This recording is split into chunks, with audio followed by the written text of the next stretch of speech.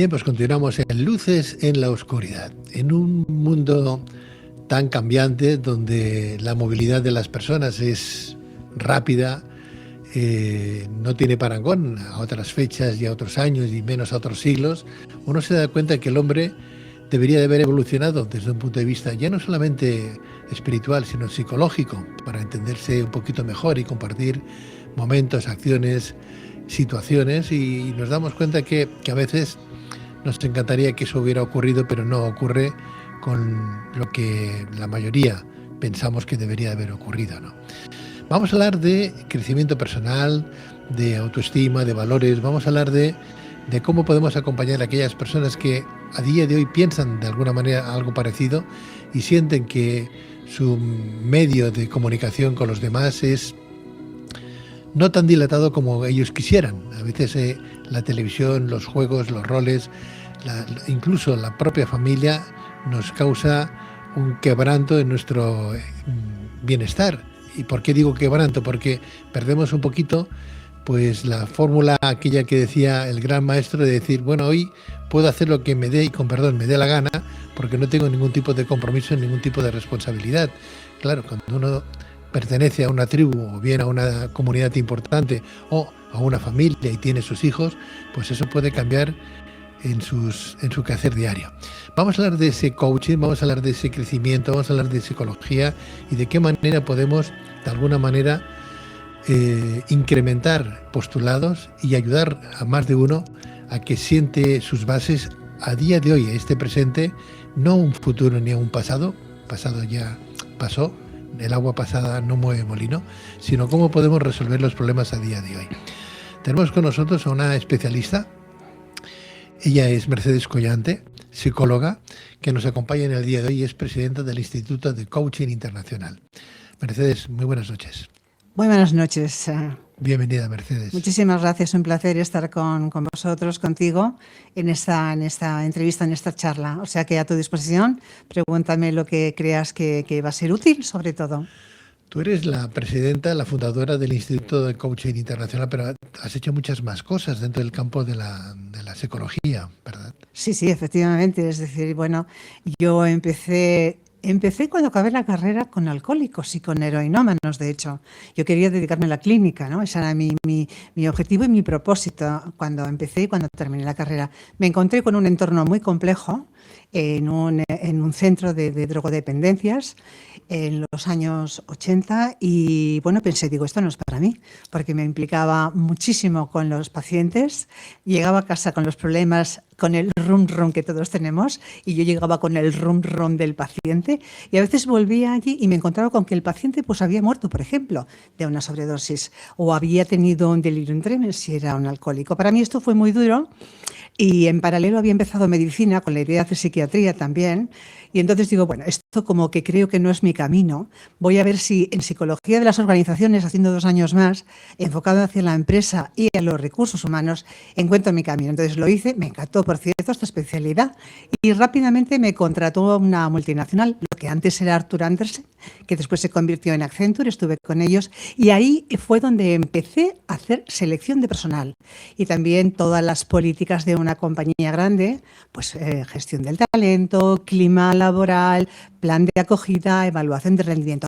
Pero principalmente mi dedicación era en la zona este de España, selección de personal.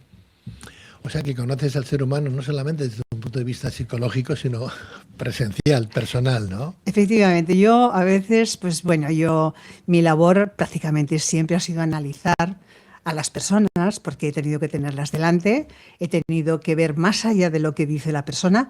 Yo siempre digo lo mismo, ¿no? Y estoy haciendo unas notas que me gustaría ampliarlas sobre las 3 voces que tenemos nosotros. Nosotros tenemos una voz que es lo que decimos, por ejemplo, yo te respondo a lo que tú me preguntas. Otra segunda voz, que es la voz que no oye, pero que tú percibes, por ejemplo, con mi mirada. Ahora mismo, con el movimiento de mi cabeza, con el movimiento de mis manos, con mi talante personal, todo eso te vas haciendo una figura si vas allá, un poquito más allá de la voz, de lo que yo te digo. Pero hay una tercera voz, que es la que tú sientes, ¿no? Que va más allá de la comunicación no verbal. y es el espíritu de esa persona. ¿Qué te transmite? Porque a veces está en contradicción esas tres voces, ¿no? Y entonces mi obligación y mi responsabilidad es no equivocarme, pero tanto por parte del candidato, de no colocarle o no enviarle a una compañía que al cabo de 6 meses le van a despedir, con lo cual va a ser un perjuicio para su carrera profesional, y tampoco para la compañía, que me va a pagar un dinero y me dirá Mercedes, oye, luego me tienes que buscar otro. Mercedización de abogado del diablo. ¿Cuántas veces te habrás equivocado tú con eso? Pocas, muy poquitas, pero alguna vez reconozco que me he equivocado. Tengo que reconocer que soy muy escrupulosa en mi trabajo. No solamente me guío por la selección, ya sea por competencias, por incidentes críticos. Hay varios tipos de entrevista a la hora de hacer selección. Utilizo herramientas como la grafología, para eso me formé en grafología. Utilizo herramientas proyectivas, para eso me formé en psicoanálisis durante 3 años. Una herramienta proyectiva, no sé si sabrás lo que es un test Rorschach. Sí. Pues esas manchas que a veces se pasan o se pasaban mucho, se siguen pasando. En clínica hay un test proyectivo que se llama. Proyectivo quiere decir que proyectas, pones fuera tu personalidad. Está adaptado un poco más al mundo de la empresa, con lo cual las manchas no son tan difusas, están más definidas y generan. O sea que hoy el Headhunter no se equivoca. Bueno, ya ha cambiado mucho el headhunting ahora. Es decir, ahora, ¿qué herramientas tecnológicas que antes no teníamos? Antes casi el headhunting era como un oficio. Era como un oficio donde tú navegabas por los diferentes circuitos de la compañía hasta llegar a la persona, y una vez ya habías llegado a la persona, la tenías que poner delante tuyo y la tenías que analizar. Y de ese paradigma, de esos modelos de actuación o de trabajo o de estudio, ¿con qué te quedas? ¿Con cuál de ellos te quedas? ¿Hay alguno que tenga que te curse mayor, no sé, tranquilidad? ¿En cuanto a las herramientas o en cuanto a los diferentes enfoques? No, a las herramientas, ¿con cuál te quedas? Con la presencia de la persona, indudablemente. Con la presencia. Podía prescindir de la grafología, podía prescindir de la... Una imagen vale más que 1000 palabras. Por supuesto, tener a la persona delante. Es verdad, después del COVID hemos utilizado muchísimo la entrevista online, ¿no? Pero indudablemente pierdes mucha información en esa entrevista. También ganas otra información. Ves a esa persona cómo se maneja en el entorno en el que está, sea su casa, una escuela de negocios, un bar, donde sea. Si está el perro por allí o su niño corriendo. El lenguaje no verbal es importantísimo. Fundamental. Pero bueno, tenemos que poner el foco en un contexto profesional. Sentar a la persona delante, escuchándole, mirando a los ojos. Y bueno, y a partir de ahí es mi obligación, como te decía, equivocarme lo menos posible, pero para todos, para el candidato, para la empresa y para mí. Es curioso porque nosotros llevamos haciendo este programa 37 años, Mercedes. Caramba. Es el programa más longevo de la radio española, el más viejo. Veníamos después de Luis del Olmo, cuando estábamos en Onda Cero, ¿sí? El programa empezó en Onda Cero, y él empezaba a las 6 de la mañana y nosotros acabábamos a las 6 de la mañana el programa, porque antes lo hacíamos de 11 de la noche a 6 de la madrugada, o sea, tela. Y así durante un montón de años, ¿no? Y fuimos cambiando de cadena y de emisora, y el programa fue adaptándose un poquito en horario, en recursos, un montón de cosas. Y me decían los compañeros, ¿y cómo no te equivocas cuando vas a entrevistar a alguien? O cómo eliges, o cómo sabes si una entrevista va a salir bien o va a salir mal. Yo la verdad es que yo no conozco muchas veces a los invitados, no los conozco. Pero es el lenguaje no verbal que tú aplicas y que utilizas y que dices que es lo que de alguna manera está por encima de todos los demás. Test, estudios, valoraciones, grafología, conceptos y formas. El lenguaje no verbal a mí me ha servido muchísimo para a los 5 minutos de conocer a alguien saber, es curioso, sin haber estudiado psicología, uno ya se da cuenta de eso, y en la radio los compañeros de la profesión seguramente que están conmigo, nada más que una persona abre la puerta del estudio y entra y dice buenas noches, yo ya sé, es curioso, si va a salir bien la entrevista o va a salir mal. Eso es un lenguaje no verbal que no se estudia. Sí, bueno, se estudia, pero que es una cosa como innata, ¿no? Entonces, ¿tú por qué estudiaste psicología? Pues no lo sé. Porque me gusta el ser humano, porque tengo alguna carencia, porque tengo algo que resolver. No sé, cada cual con sus contenidos, ¿no? Pero sí que es cierto que cuando alguien abre en el estudio de radio y va a una entrevista, en este caso a nosotros, oye, ¿te lo quieres creer que yo ya sé si saldrá bien aquella entrevista, si durará 5 minutos o estaré hablando 1 hora con aquella persona y me faltará tiempo para darle las gracias. Ahora yo te voy a lanzar la pregunta que tú me has lanzado antes a mí. ¿Te has equivocado alguna vez? Seguro que sí. En esos 5 primeros minutos que dices tú, yo ya con estos 5 primeros minutos me hago una idea de cómo va a salir el programa. Yo como tal no me he equivocado, o sea, porque ya sé que cuando entraba digo, uff, fatal, ¿no? Pero no me he equivocado. Quizás alguna que otra vez con alguien que nos quería ofrecer algo que no era, Ah, ¿sabes? Dicen que el hábito nace al monje. Entonces, no puedes hablar de, pues no sé, de ser una persona caritativa, de que hay que trabajar para los pobres y venir con un Ferrari o vestido de Ferrari, por ejemplo, por ¿no? ejemplo. Pues eso no tiene, Es una incoherencia absoluta. no Total, tiene sentido, una ¿no? Pues contradicción. ese tipo de cosas sí, Ajá. sí que. Pero en la entrevista, no, incluso en algunas entrevistas que me han dicho, oye, este es una persona, es un candidato que es un poco complicado, es un personaje difícil. Al principio a lo mejor sí, que tenía yo mis dudas, pero no. No, yo creo que he tenido ahí como un angelito que me ha echado una mano siempre, como para no Muy meter la bien. pata. Quizás por la responsabilidad subsidiaria que uno tiene de cara a sus oyentes, ¿no? Porque claro, son 37 años haciendo el programa. Con lo cual, algo hemos aprendido. 37 años da mucho de sí. Yo empecé en el 87. 37 de Muy bien, programa, muy no bien, de muy bien. profesión, Sí, ¿eh? sí, De sí, sí, de programa. programa. Y Muy tú bien. empezaste en el 87. Mira, en el 87 empecé en Arthur Andersen, pero bueno, la carrera lógicamente son 5 años, más los 2 de especialidad, pues se convirtió en 7 Muy años. bien. Y bueno, yo ya a los 14 años, yo ya me compraba, 12, 14 años, a mí me encantó siempre cómo funcionaba el cerebro humano. Y había, creo que de la de RBA, no recuerdo la editorial, unos fascículos que hablaban de cómo funciona el cerebro, esto de las ciencias ocultas, qué es la mente humana, qué es eso de los pensamientos. Yo ya, a mí esto me apasionaba y unido a mi ilusión, que siempre estuvo ahí, de ayudar a los demás, que esa fue la motivación por la que yo hice psicología, porque también me encanta la política, me encantan las ciencias políticas, quizá o aquí o por periodismo, que hablábamos antes de empezar la entrevista, pero pesó muchísimo más el ayudar a los demás, Muy ¿no? bien. Fíjate que luego me tuve que cambiar, que no podía, o sea, no podía, veía que esto no encajaba por mi manera de ser, porque me implico mucho emocionalmente, y después me dediqué a los recursos humanos, que para mí ha sido siempre un traje a medida, Qué me he bien. encontrado. Y ahora, desde hace un año, retomo mi ilusión por la clínica, pero desde la coordinación de este Instituto ICIM, que hacemos también psicoterapia, pero yo al final coordino el equipo con terapeutas, con psicólogos, más que yo entrar en la terapia, ¿no? Mercedes, tú eres la presidenta, decíamos, del Instituto Coaching Internacional, Sí. ¿no? Claro, vemos que el mundo está un poco como perdido, creo yo. A veces estamos perdiendo los valores, ¿no? Hay una incertidumbre, no sabemos muy bien cómo vamos a acabar el día de mañana. No te voy a hablar ni de política, ni de jubilaciones, ni de pensiones, que no sabemos qué pasará con esa gente que ha pagado durante toda su vida y que a consecuencia de invertir, deberíamos invertir en España, me refiero a temas ilegales, con inmigración y compañía, pues hay pensiones que se están quedando reducidas o gente que no puede vivir o malviven, pues porque se destinen dineros a otras fuentes, ¿no?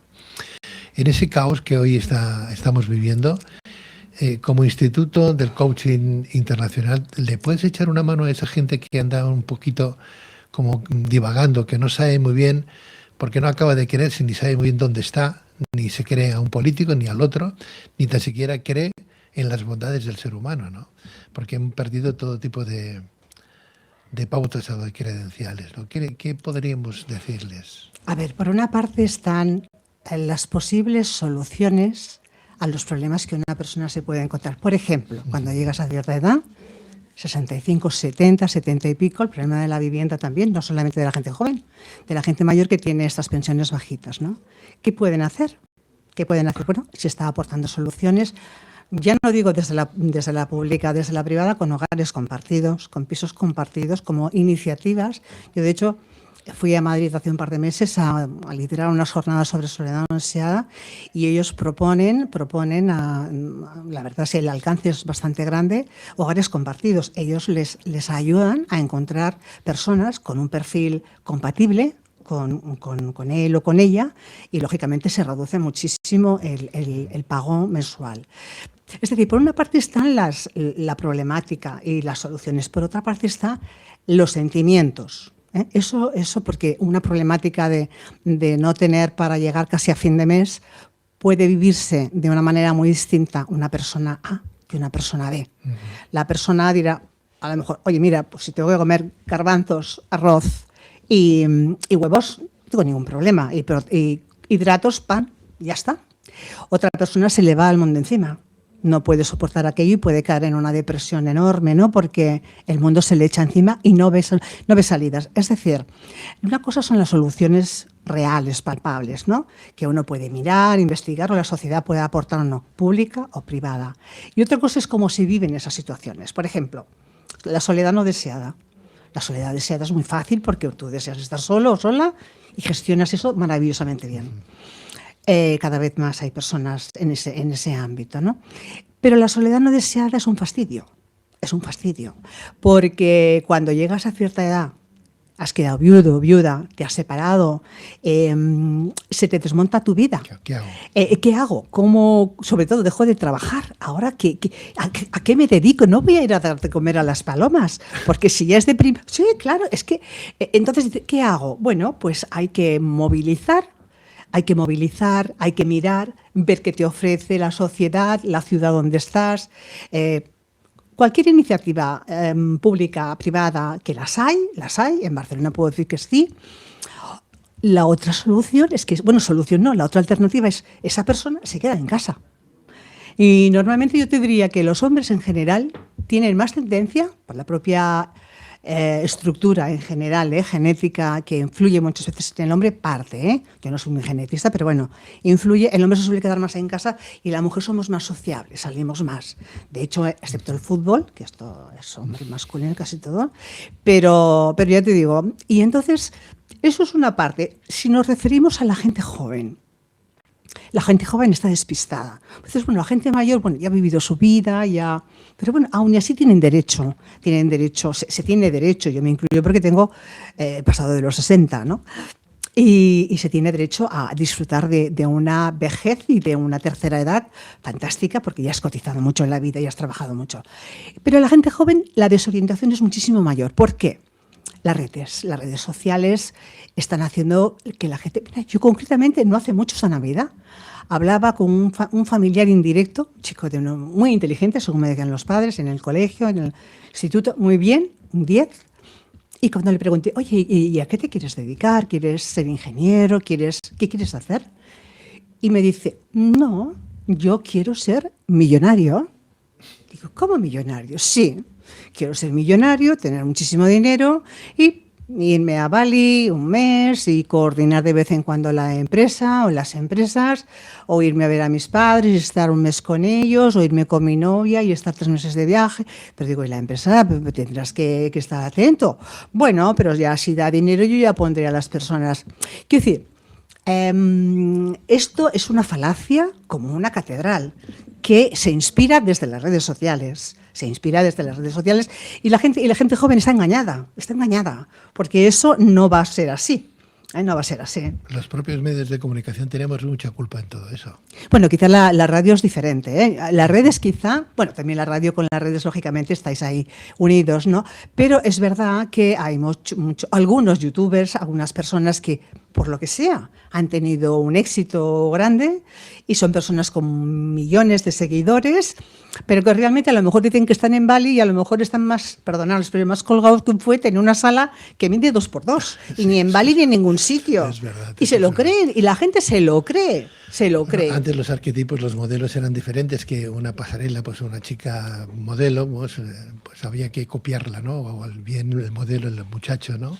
Pues el chico pues quería parecerse o simular aquel personaje que salía en televisión, ¿no? Ahora los roles han cambiado y ahora seguimos pues a los youtubers y compañía, ¿no?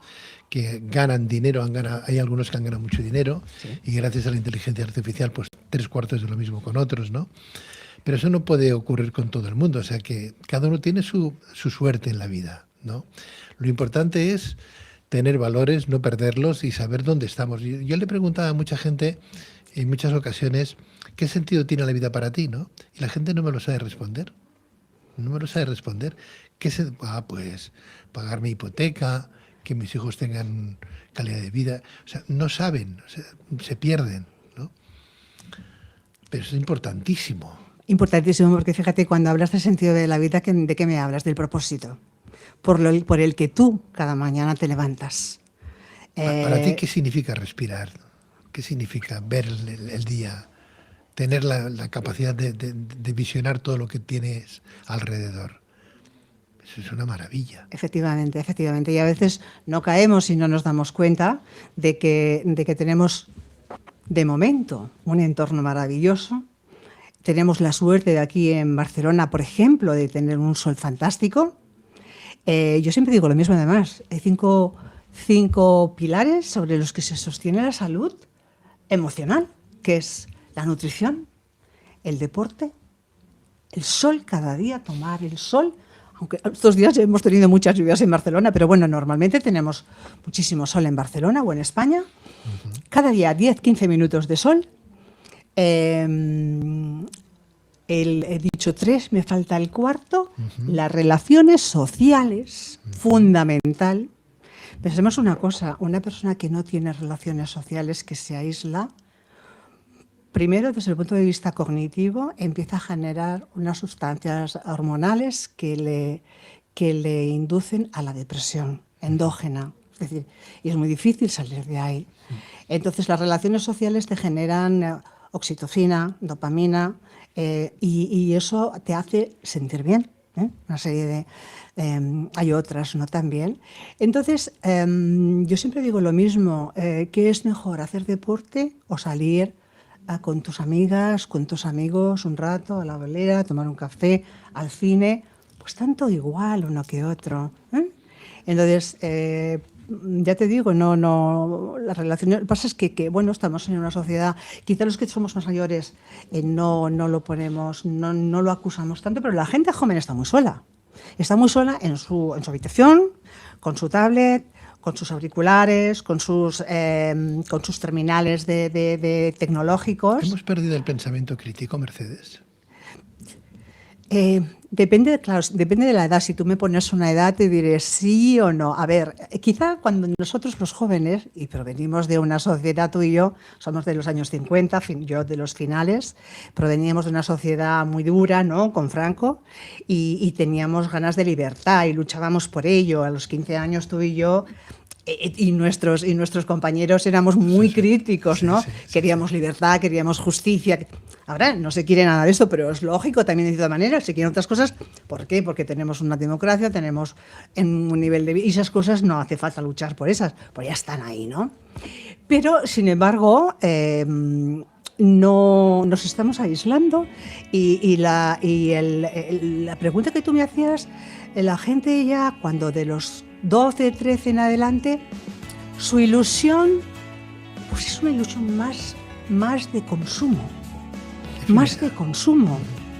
Y te hablo de chicos y chicas. Y te hablo de chicas de consumo, de apostar por la belleza incluso femenina, hasta tal punto de hipotecarla a la inteligencia. Yo siempre digo lo mismo a las niñas, a las chicas. Si te dicen que eres guapa, oye, fantástico, es una gracia que te ha dado la vida, el universo, ¿no? Pero si te dicen que eres lista, fíjate en eso. Cuando te digan que eres lista, eso realmente es con lo que se trabaja, cuando eres lista e inteligente. Porque la belleza es fácil. Puede estar hoy y mañana no. Eso se pierde. Bueno, pues Mercedes, dame un ítem para que yo me quede con esta entrevista ilusionado, ¿no? Que diga, yo tengo que llamar a Mercedes, ¿me vas a dar una página web o un teléfono de contacto para el instituto, ¿no? Claro que sí, te lo pasaré. Porque seguramente habrá mucha gente que dirá, yo quiero hablar con Mercedes porque me ha encantado esta mujer. Pues mira, yo utilizo, a mí me gustan mucho los filósofos, los presocráticos, Shakespeare decía, sabemos lo que somos, pero no lo que podemos llegar a ser. Es decir, yo me baso siempre en el presente, en trabajar en el aquí y el ahora, que es lo que te hace sentirte bien. Y trabajando en el aquí y el ahora, en definitiva estás trabajando tu futuro, ¿no? Que no sabes nunca. O sea que disfruta en esos momentos, y yo disfrutando contigo aquí sentada, mirándote y escuchándote, y un placer. Muchas gracias. ¿Algún teléfono, una página web? Sí, y 5 llantes, y 5llantes.es. Y el teléfono ya te lo pasaré. 670, Pásamelo. te lo pasaré, 670 96 08 33. 670. 670 96 08 33. Muy bien, pues Mercedes Collantes, muchísimas gracias. A ti, ha sido un placer. Igualmente, buenas noches. Buenas noches. Buenas noches.